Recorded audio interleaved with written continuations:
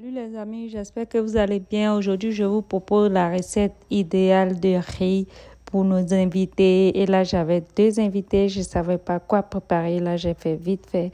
Je vous donne la recette. Alors, voici nos différents ingrédients. On a nos légumes.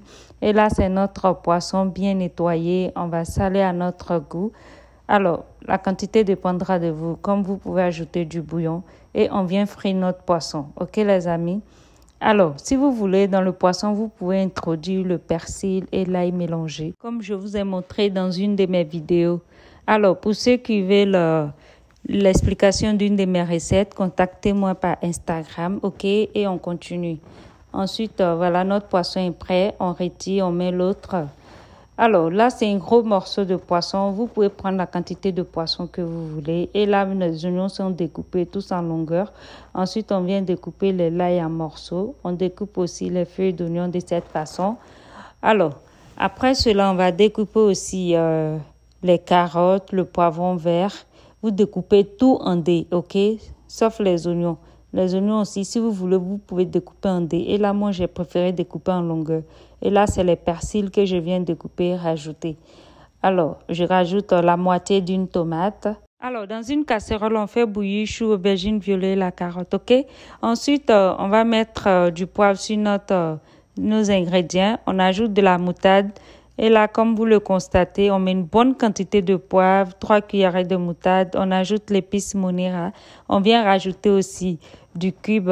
Moi, j'ai mis le cube jumeau et le cube poulet. OK, demi-demi. Mais vous prenez la quantité que vous voulez et on mélange bien. Et voilà, on passe à l'étape suivante. On ajoute de l'huile dans notre casserole. On vient rajouter la moitié des oignons marinés. Ne mettez pas tout, je dis bien la moitié. OK, puis on va frire. Alors, vous faites à feu moyen pour ne pas cramer. Ensuite, vous voyez, là, c'est prêt. On va rajouter de l'eau. On va mettre le piment. Moi, je rajoute du piment en poudre. Et 2 minutes après, je viens rajouter mes poissons. Voilà.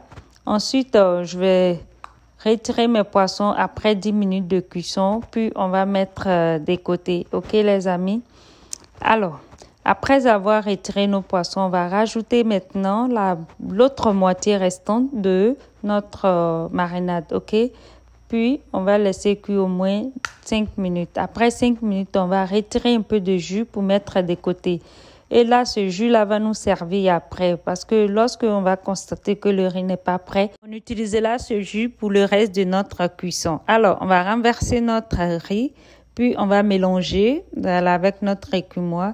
Et on va fermer pour 5 minutes. Alors, après 5 minutes, vous voyez, on va retirer le piment pour ne pas que ça soit trop épicé.